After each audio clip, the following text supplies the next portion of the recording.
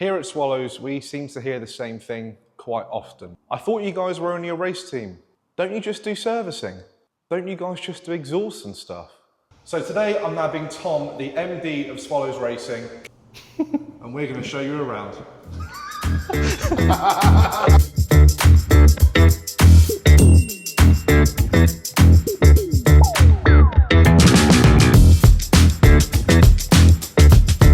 So first on the list, we've got the car sales. As you enter the premises, we've got our car sales forecourt. We predominantly do Jaguar on the car sales side, but we do also do Land Rover. Starting to get a few of the later Defenders through, Vogues, but we do anything from sort of XJS, XJ40 right up to date. The sweet spot for us with sort of being into the performance side is we love anything V8 supercharged. And with all the performance options we do here, we can also tailor packages to different customers. So as you can see, we've got a decent selection of cars. Jack, my brother, predominantly deals with the sales side.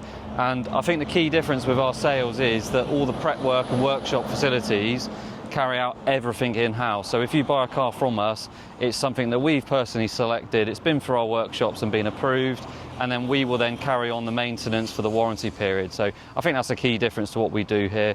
It's everything under one roof, and all of the performance packages, as well as workshop and sales, all pulls into one package. In the forecourt now, what would your favourite car be? I mean, to be honest, it's all about personal preference on that. I mean, I absolutely love, we've got an XFR out on the front, so for me, currently that would be my top pick. I think these are a massively underrated car. So this is the very similar to the S-Type, the XF, floor pan wise and suspension, which is actually a really good package. You've got the 5-litre supercharge. You've got just enough mod cons on that to use it as a daily driver.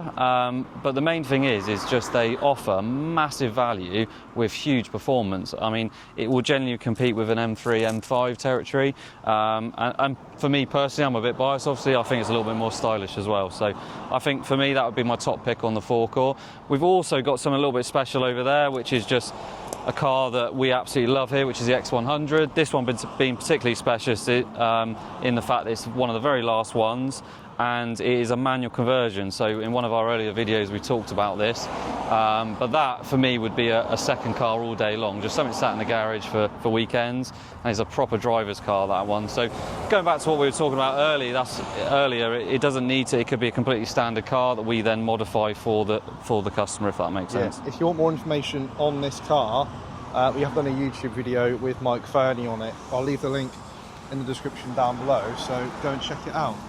Where shall we move on to next? Well, what we'll do is we'll just work through the premises. So we'll go to the offices first, front of house. That's where you would come in if you were buying a car, service maintenance, or even performance packages, which we're going through quite a substantial change at the moment. So we'll show you through the actual office itself, the new build that we're doing, and just talk about why we're doing it and what we're adding to the business. Yeah, let's go. So we're actually based on a family farm here, and it's something that we've been doing consistently is improving the premises. So as you've seen, we're coming on the front forecourt there. We've got our main office and reception area, which is undergoing a huge amount of work at the moment. The main offices, there's 4 of us in there on front of house, which is, to be honest with you, a little bit tight. So as we've expanded, we're basically building a completely new office, as you can see by the construction that's going on. So I'll take you into the new bit. We'll probably update this one regularly, won't we, Max? It's ongoing, and builders aren't here today, so we'll be able to have a bit of a look around.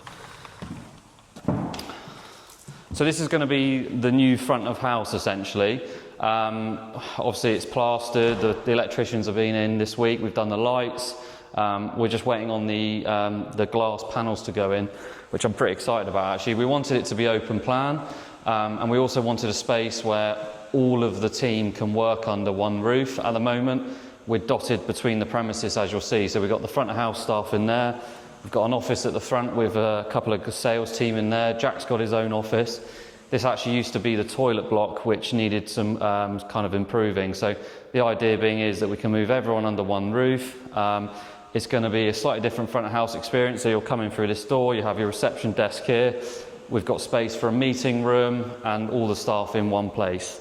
So yeah, really excited, to be honest. It's something that we've needed for a long time. We invested quite heavily in the workshops that you'll see shortly, but the customer front end experience was lacking, which is why we're trying to improve. And also we're a huge supporter of the club, and we like to offer a bit of a community vibe, if that makes sense. We want to to have a space where we can have members and Jag enthusiasts and Land Rovers come down and use the facilities, which we'll show you through to next.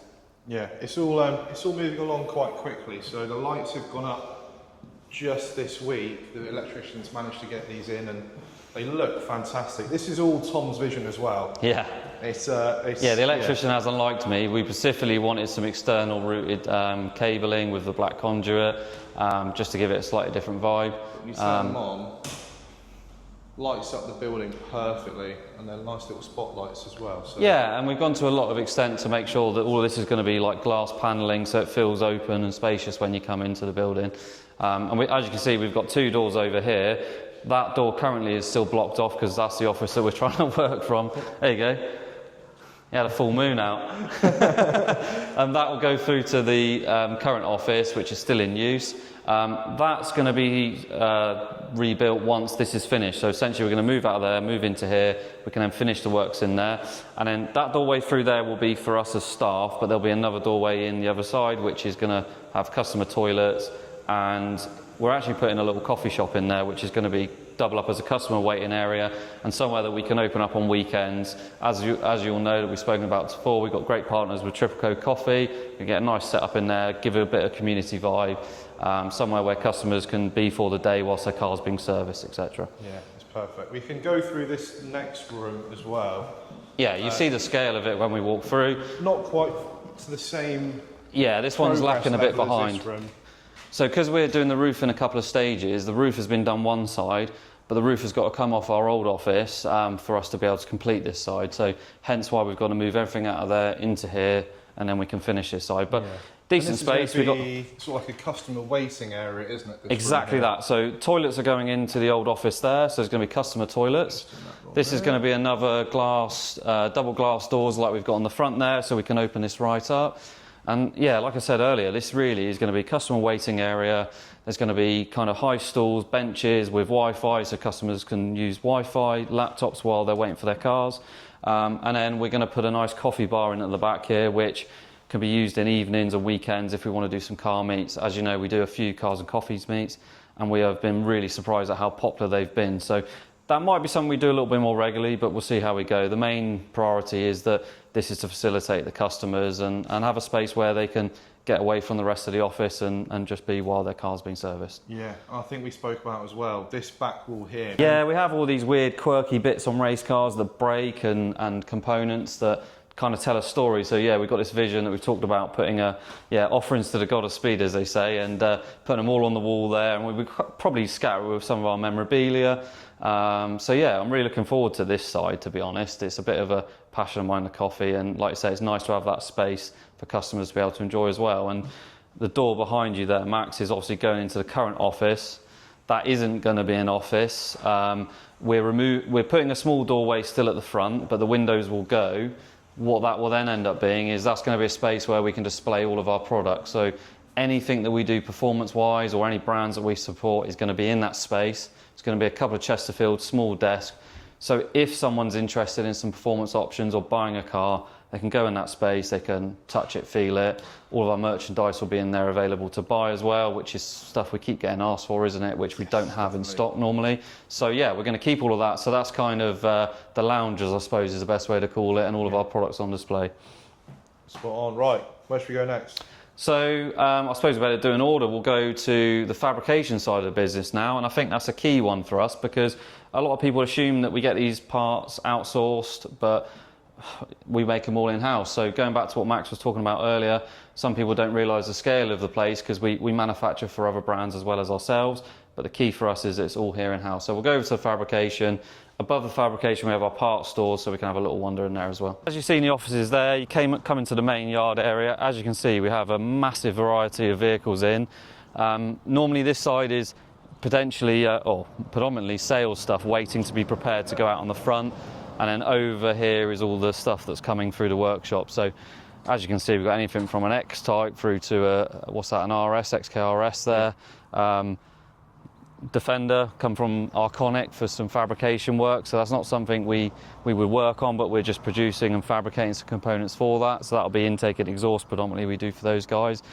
And yeah, there's a little a Mercedes in the corner there. We'll cover that one up, but that just shows the difference in kind of fabrication that we do. It's not just JLR, but that is for other brands, if that makes sense. Yeah, absolutely. Right, let's head to fabrication. So yeah, we'll wander into the fabrication bay. So we're over in the fabrication unit now. We've got our F-Type that's in for some work at the moment. I'll show you some of the components for this on the bench. There will be a proper full video on this at some stage. It's a car that we've taken on from another race team and we're working our way through it. So we've had a long list of bits that we're working on at the moment. We're doing some stuff with Tarox on the brakes. As you can see, that's why the brakes off. And then obviously the main thing in this fabrication side is we're working on the diff and the exhaust at the moment, which I'll show you on the bench. Yeah, we got some cool bits with G-Sport by Jesse on this one as well. But as we said, yeah, this will be a full YouTube video at some point, kind of breaking down the car, what it is, what we're doing to it, what the plan is with it. But stay tuned for this one. Yeah, we've not really announced what we're doing with this. We kind of kept it under the radar a little bit, didn't we? We sort of posted that we've bought the car, and that's why I think it deserves a full video, doesn't it? Yeah, absolutely. So we did a couple of races in it just to understand where it is, and we just feel there's a lot more we can engineer on it with the regulations that we're racing in. So that's what we're working on at the moment. One of the nice little neat touch I'll show you there is we had to add a nice sort of side exit exhaust. So that wasn't as straightforward as we hoped because we had to modify the chassis to accommodate that. But yeah, nice one of the teaser for them at least. Yeah, exactly that. Yeah, well, like I say, we will go into detail on that. But what we're currently working on for that in here predominantly is brakes and exhaust and the diff, as I said. But yeah, like I say, this is our fabrication side. We've got predominantly what we do in here is stainless titanium exhaust predominantly, or intakes. We do engineer other components for ourselves to retail, but the main thing is exhaust ultimately. So we've got a CNC tube ender here. This gives us the ability to bend all the pipe work that we do in-house. Nick and Stu are on the fabrication side. They've got a little design office upstairs, so we'll scan everything. So we'll scan a standard exhaust system.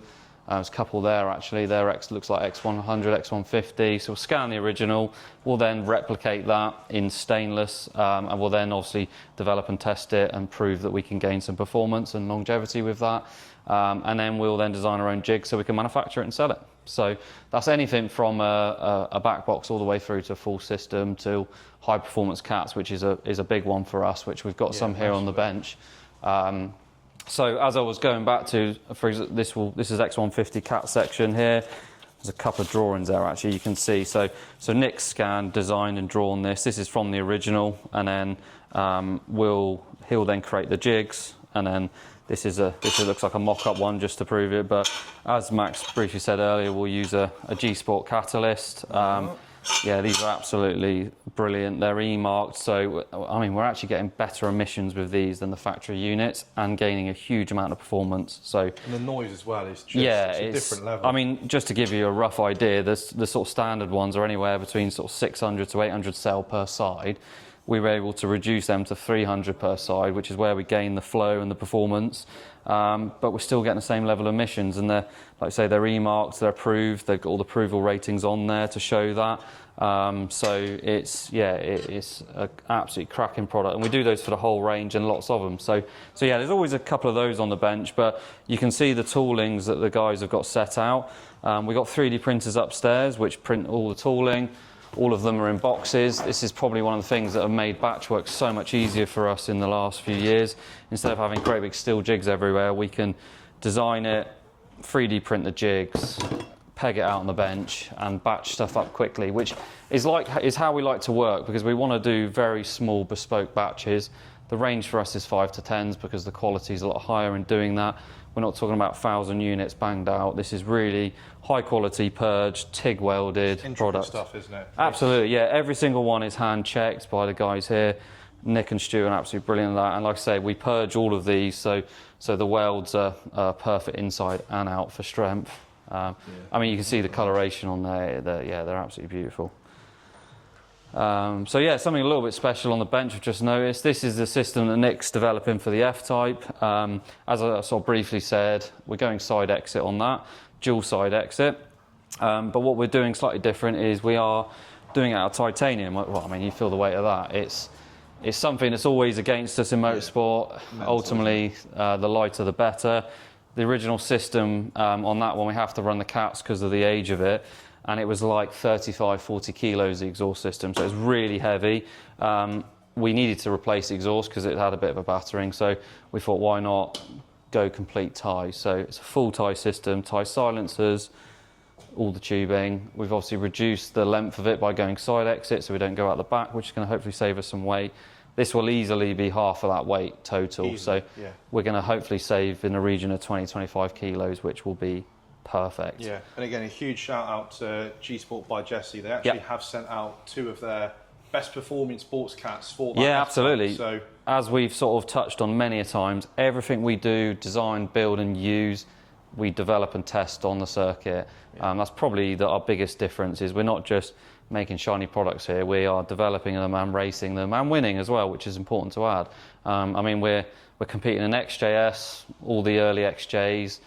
We've got the X150 generation, X100 generation, and now F-Type. And that was really important for us to get F-Type, because although a lot of the chassis is very similar suspension-wise, it was really key for us to have a GT F-Type. So that completes the whole Jaguar performance range, if that makes sense. Yeah, everything we offer for those is developed and tested on track and engineered here. So that's a key difference. But yeah, just scattering around, like I say, they're the standard systems we were talking about scanning. And these are our variation of those. So we remove the silencers, nice X section in here. But Which these gives... are a new design, aren't they? Because Absolutely. packaging was a nightmare. So Yeah, Kello and Stu made a design. I'll say, yeah. Well, Kello made the design where it becomes a 2-piece system. Correct. So down here now, you can actually, they're just slid on. Yeah, well, when you see the original length there, that's obviously how it fits on the car. JLR make them as one complete unit. And if you can imagine shipping that, we're getting a lot of demand recently in Europe and the States, and it just pumps the price up. So we thought, what can we do to reduce that? And Nick came up with a great idea of just adding a small slip joint here. I know a lot of people probably think that that's a potential point of failure, but at the end of the day, it is a slip joint that will supply a stainless clamp as well, so it won't cause any issues whatsoever. We've done a fair bit of testing on that. But yeah, exactly as you said, it just means you can half the size.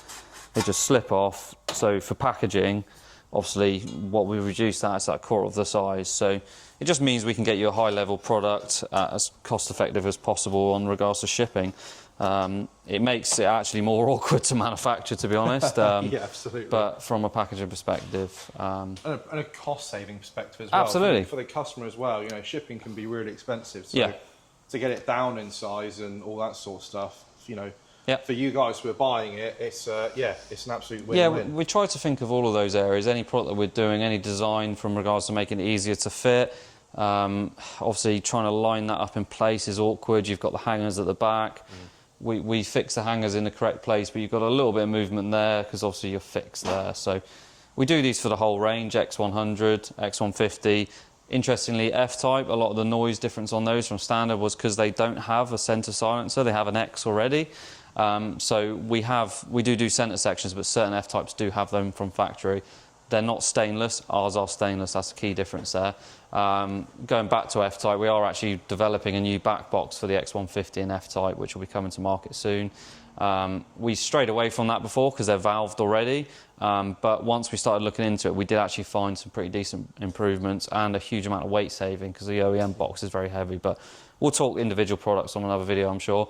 But coming back through here, like I said, we've got the CNC tube ender out here, the benches for all the jigs, band saws, all the stainless work and jigs.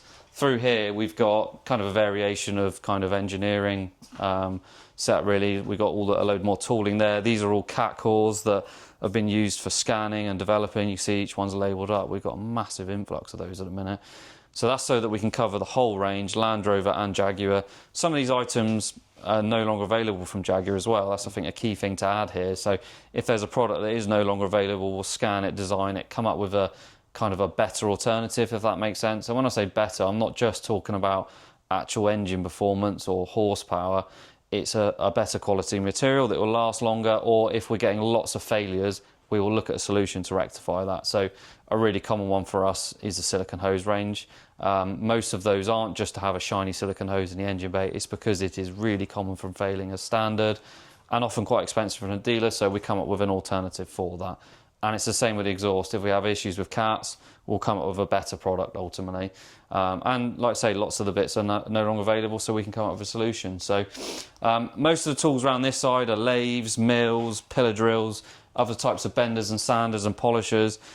This means that we can kind of make any individual component as well as just exhaust. So if anything needs machining, we do very basic stuff there. And a lot of our one-off prototype stuff for the race side is built in here. Sometimes for the batch stuff, we use a couple of local CNC engineers for that to do them in smaller batches. But quality controls through here, if that makes sense. Right, where to? So what we'll do is we'll come through here. We've got our tyre and packing area, and then upstairs is where we store all the parts. Whack that in your face. Whoa! Do we want to talk about tyres while walking by? So downstairs here we've got a couple of things. We've got our tyre storage. We only stock either Yokohama or Pirelli. As you know, we've got a great relationship with Yokohama. We race with the AO52s, and we've done a lot of testing with the AD09 as well for track alternatives, and also the V107, which is the road tyre performance option. So yeah, we have a great partnership with those guys, and we make sure we keep all of the fast-moving JLR sizes in the Yokohama, so that we can, if a car comes in for a basic service and it needs a tyre, we can do it there and then and be really competitively pricing on that. Also got the packing area in here, so if there's any online orders, predominantly most of the parts that we used to sell previously would be via our workshop, so most people would book in to have them fitted here. We still do a huge amount on that, but probably the largest growing side of the business for us is the online sales. We've got a couple of dealers now which are selling the product for us, and people are buying it online, which is great. So we've had to adapt things slightly so we can ship anywhere. We do everything with DHL, so we've got a really good deal with those, so we can ship anywhere in the world. And just coming around the other side here, one of the things we do slightly different to kind of conventional garages is, because we're so specialist in what we do, in the fact that we're only dealing with JLR, we're doing lots of upgrades, lots of service packages, we pre-pick all the parts for every job. So as I know, when your car's broken or anything like that, it's really frustrating, and we want to turn that around as quickly as possible for the customer. A lot of the dealers have really extended lead time, and then you've still got to then get parts, etc. So if we've got a booking in with a system here, if it's a diagnostics job that we know roughly what area, we'll make sure we have the components so that if it is coming in on that day, we can normally turn around same day.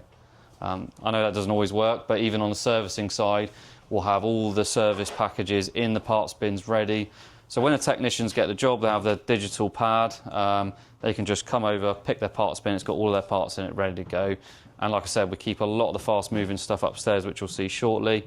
So if there is something extra that's required on a service that's safety related, we can get in contact really quickly and keep that car on the road. Perfect. Well, speaking of parts, shall we go upstairs? Yep, we'll wander upstairs. So coming up the stairs, this is a small design office that we spoke about. This is where Nick's based for the fabrication side. Got SolidWorks in here. It's where he designs, scans, draws everything.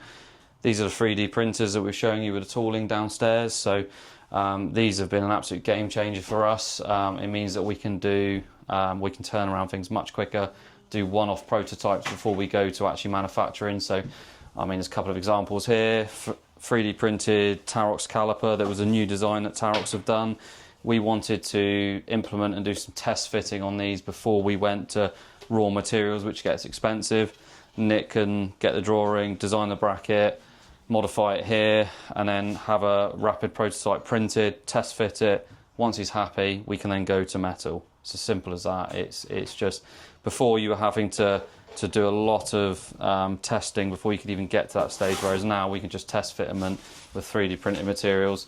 We are playing around with some 3D printed metal at the moment. So like these are some coolant outlets that we get a lot of failures with. As you can imagine, if that was machined from billet, it's got to be quite a large lump of material, whereas this is actually metal printed.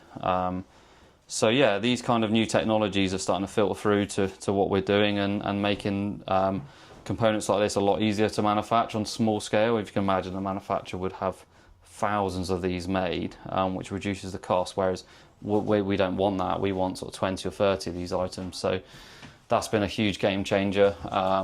Like the pulleys, etc. If we were designing a new pulley, we would be able to 3D print it, test fit it, make sure we're happy before we get it made out of a raw material. they're just some random bits there.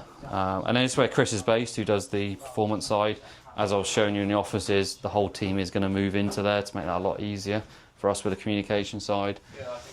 I mean, it's a bit of a treasure trove up here in the parts side, but as I was sort of expressing earlier, all of our performance parts are in stock at any one time. We don't list it unless it's not in stock, unless it's made to order. And then fast-moving components all stocked up here as well. Predominantly genuine or the OEM manufacturer. Or our own products, like we've got our silicone hoses at the back, which Tom mentioned about earlier.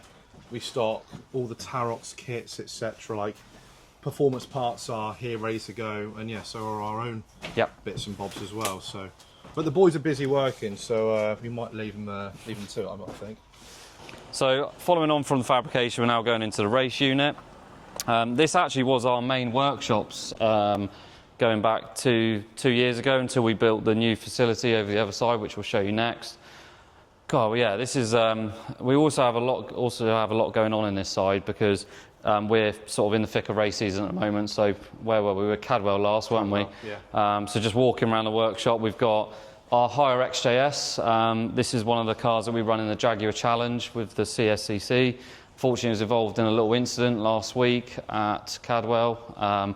So I had a bit of a front end damage. So we did some temporary repairs to get it out for race 2, and it's now come back in a workshop for the full check over. So as you can see, more use of sort of 3D printing here. Yeah, absolutely. So while this is in here, obviously we've cut the complete front off to repair that. But we're working on a project which there will be some videos on, I'm sure. I'm not going to give away too much. Working with Mike Fernie on a little project, and one of the things that we wanted to do is we do these inlet manifolds for the supercharged car, which is in the XJ predominantly. We race a couple of those. We'll show you around mine in a minute because it's over there. But we want to offer the option for this inlet manifold to be used in other applications. So prime example, XJS. Now, the bonnet spacing is quite different to the XJ. So exactly as I was saying to you earlier, we don't want to, you can imagine a great big lump of billet like this, it's an expensive bit of material. So what we can do is if we make any changes to the drawings, we can 3D print it, mock it up and test fit it before we go any further. So that was when we were prototyping my inlet manifold the first time round, and this is for the XJ. So we printed that so we can test fit it. And then Nick's done some modifications to the drawing, that was the first one. And if you actually look, you can see the difference. He's just changed the angle there, so that's got a different angle to that, so that we can drop it down so we can get the bonnet clearance. But printed that, fitted it on. It then fouled on the thermostat housing, because as we dropped it down, it hit here. So he was able to, instead of wasting £1,000 worth of material and a load of time, he was able to just 3D print another one with a slightly different angle and reduce this radius here, which then got us the clearance we needed. So that kind of rapid prototyping, as I said earlier, has transformed what we're doing. So while this was in having the front end repaired, we thought we would do a couple of other little bits while it's here. We're actually also designing some different rear hubs for these. We get a lot of issues with these braking. So while it's in, we're going to remove the rear hub, scan it, draw it, see if we can come up with some improvements. Most of that's material fatigue, if that makes sense, and these are old cars. But yeah, this one's getting, like I say, getting repaired, so this will be out of Snetterton in a couple of weeks' time. Next up, yours, shall we? Yeah, so my car's over here. So we raced. This was the car that actually this was the first race car that we got heavily involved in. It's the OG. Absolutely, yeah. So we used to do a lot of motorsport pre-2016, but most of that was karting or bikes, believe it or not. So when we launched the Swallows Racing side in 2015, 2016, the car that we were campaigning at the time was this, which is an original factory manual X300, which is a very rare car. And one of the regulations of the racing at the time was that you couldn't use the supercharged engine unless it was originally factory manual. So most of the guys didn't want to use the supercharged unit because they were all auto, which for motorsport is not ideal. So the kind of go-to car was the XJS NA, exactly as you see over there. And they, to be honest with you, they're pretty unbeatable. So when we turned up with this, it was a bit of a laughing stock, really. But Yeah, we started with the standard engine, and just over time we've developed this. I won the championship in 2022 with this car, and it's been really dominant, to be honest with you. We really kind of moved the goalposts when we brought this into the motorsport, and early on we struggled with a lot of reliability, so it was a massive undertaking from our perspective, developing this to get it to where it is now. When I sort of finished campaigning this in 2022, we then moved on to the X100 platform. So we wanted to do the complete opposite to what we had done with this. This was a saloon. A saloon hadn't won the championship for a long time, and no one had done it supercharged, so that was something completely different. So we then wanted to do the opposite, which was go the GT route and go naturally aspirated. So Jack's X100 still in the lorry from Cadwell. Well, we had a great weekend, didn't we? We had 4 out of 4 wins ultimately in class. I shared it with him in the moderns, and he did absolutely brilliantly. He's going really well in that car, especially at Cadwell. It's right up his street. But going back to this one, we had it won a championship in 2022. I then didn't campaign it. We focused on the X100, and being a car that's kind of close to my heart, and it was the first race car, we decided to completely rebuild it. And when I say rebuild it, I mean bare metal, new roll cage, started again. It had a bit of a hard time, and that took a few years, and we had it out the first round at Donington. Me and Jack don't normally race against each other. We normally try to work together, but we did. We were in different classes but the same race, and it was a great weekend. Jack won the first race, I won the second, so it's 1-1 currently. Absolutely, great on-track footage. If I can find it, I'll put it in here. But some great battles. Going back to this, it's great to see that Jack's car, we've really pushed the boundaries again with that, and that car is a lot more suited to racing, to be honest, against the saloon. The GTs are a quicker package. But what was really interesting is when we sort of compared the laps in the first race, what was it? It was 100th of a second different. It was so close on pace. Very close. When I won the championship with this as well, we also were on a different tyre. We were on a controlled tyre, whereas we're now on the Yokohama. So for me, I was really excited to get this on the Yokohama because it is a much better tyre. We found a huge amount of time in doing so. So it was great to race with Jack, and I'm going to have it back out this year. We just had a little oil leak, which we just got to rectify from the crank seal, which is why it's sat in here. And then I think we're going to do... Don't know if we're going to do Snetterton, which is next. We'll see how it goes, but definitely Alton Park, which is the target. I want to do 2 or 3 rounds with this car this year, but also the F-Type is on the agenda, so between the two of them, that's what we're doing. Yeah, well, looking down here, you can sort of see what Tom was on about with the kind of big, massive... bits there and the tie intakes, etc. Absolutely, yeah. I think when you look at this one under the engine bay, there is very little that is now standard on this car. The cam cover and the head and block is pretty much the only standard component. It wasn't initially, it's just how it's evolved. But all of these components, this was the first billet inlet manifold we did. We've got a huge amount of sensors on this car as well. So we were able to do a huge amount of data logging. Although this is a much older supercharged car, one of the things that was key for us is we're actually using the TVS 1900, which is the same supercharger that's run on all modern F-Types, XJ, any of the 5-litre application engine. That was really important for us because we're getting real-world data. Although it's in an older car, what we're doing on the performance packages is still based around the same supercharger. So all the data we've learned from that and how it responds, we can mimic that with road car ultimately. So that's what it was all about. Same with like all the cooling packages. We worked with PWR on that. So that's same. We did a PWR rad on this so we could data log it, improve it. Tarox brakes. This one's on the Avo dampers, so we were able to develop and improve that. Everything that we kind of do is on this car in some form. And as you can see, it's a huge amount of work. We've had some great results. Yeah, it's crazy. It's a fun car to listen to as well.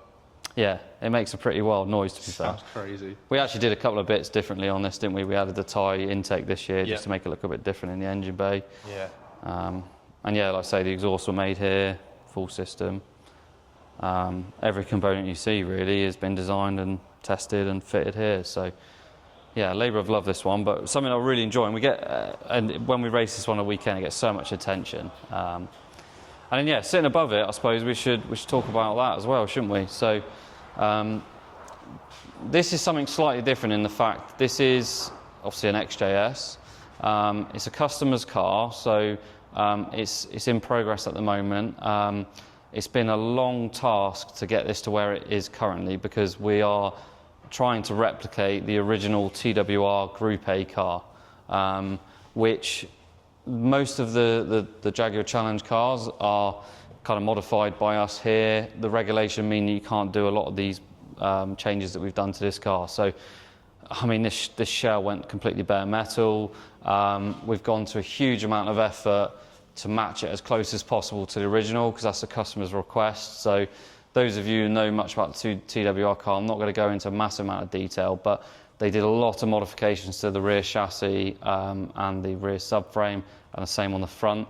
They changed the roll centers dramatically by moving the subframe up into the chassis itself to get rid of any unwanted flex and to improve the handling. So there's a lot of differences on this car. Like I said, all the bodywork's done, the axles are being done at the moment. So we'll probably do a video on this one, because this is definitely a really special car, this one. Super. Yeah. And the owner has gone to a huge amount of length as well to try and get it as close as possible to the Le Mans winning car. I know he's had the engine done, we've got the gearbox over there. So it's one of those kind of frustrating points with a big build like this is it's painted, it's ready to start assembling, but the kind of assembling stage takes a huge amount of time.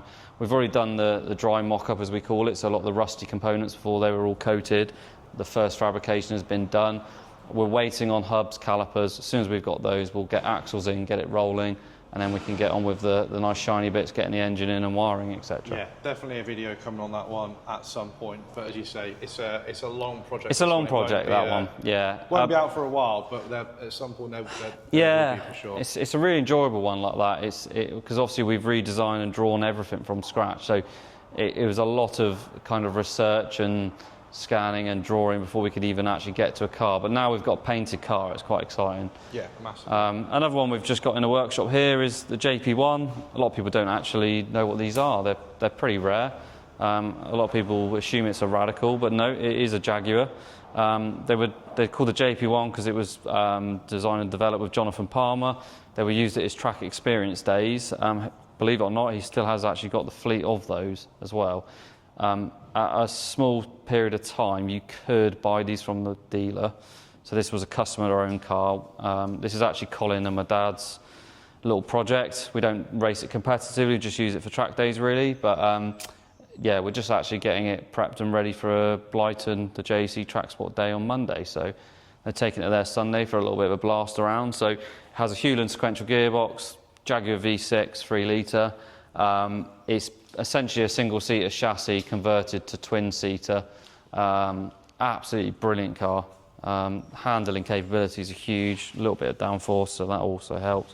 And extremely light, so it's great fun. As I was sort of saying earlier. Amount of downforce, by the way. Yeah, it's got a proper spoiler. Good place to rest your cup of tea or coffee.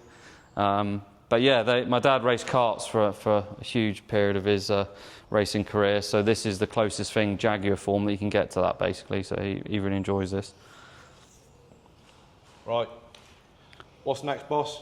So straight, as I was saying, we've just built a couple of years ago a new workshop for the kind of the service and maintenance side of the business.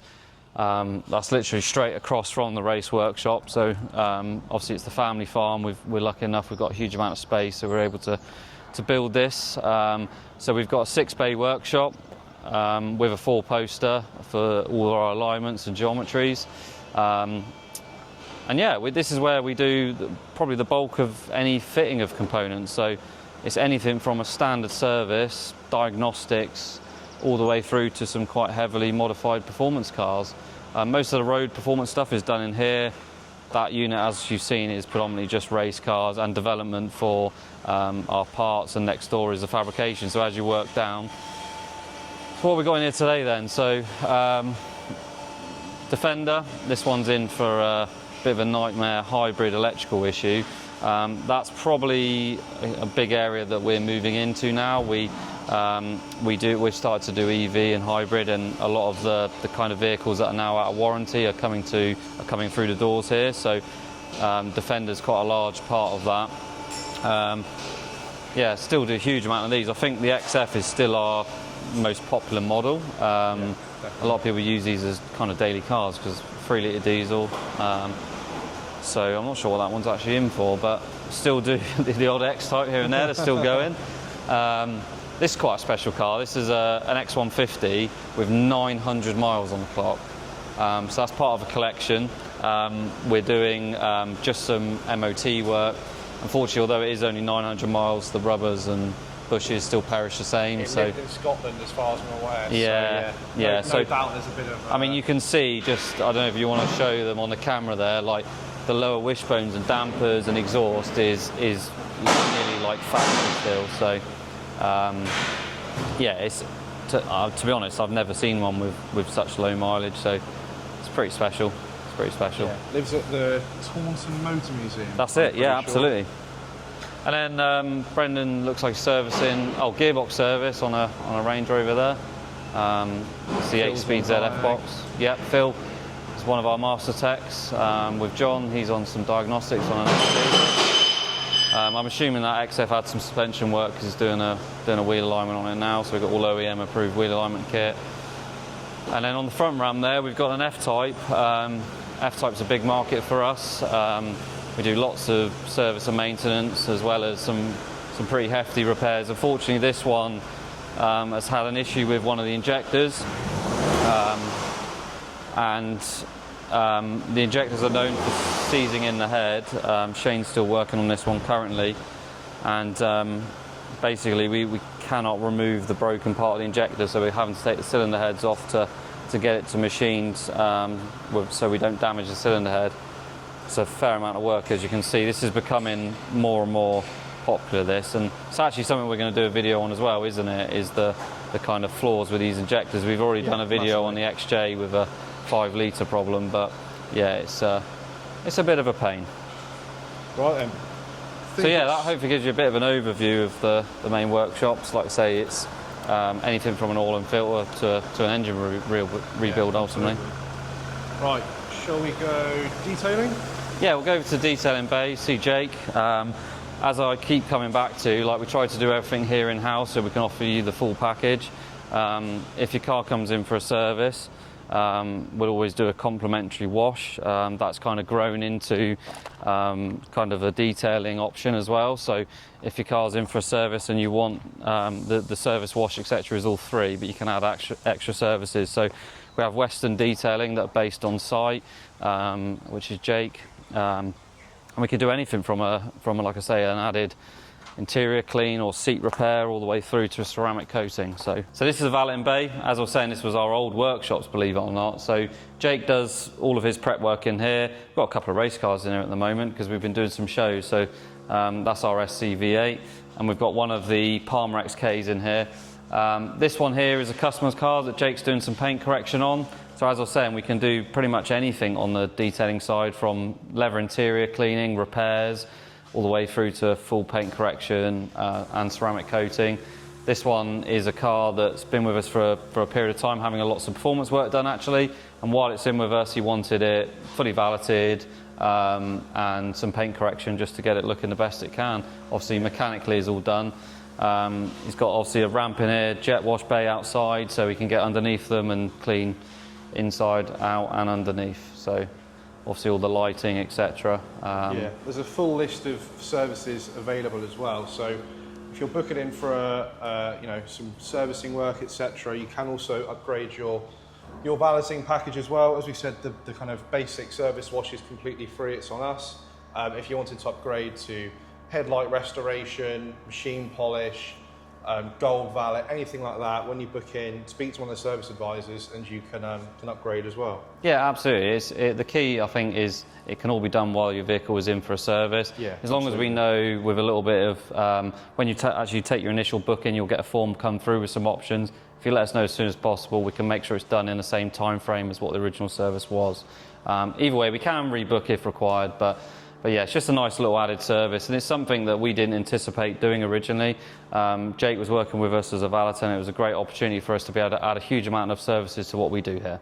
So there we go. That is a full-on walk around of Swallows Racing itself. I mean, hopefully now the questions might slow down a little bit because it's quite a lot to keep explaining. But I think that gives a real good insight as to what Swallows Racing actually is. We're not just a race team. We're not just a car sales Yeah, place. you're bang We on. do such a wide variety of Yep. things. I think, yeah.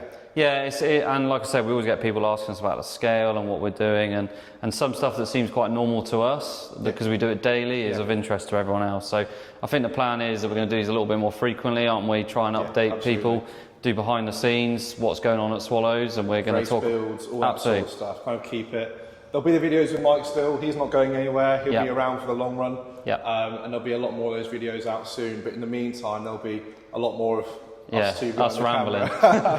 Absolutely. Look, if you enjoyed the video, subscribe, press the like button down below, follow us on all of our social media for regular updates, and we'll see you in the next one. Yeah.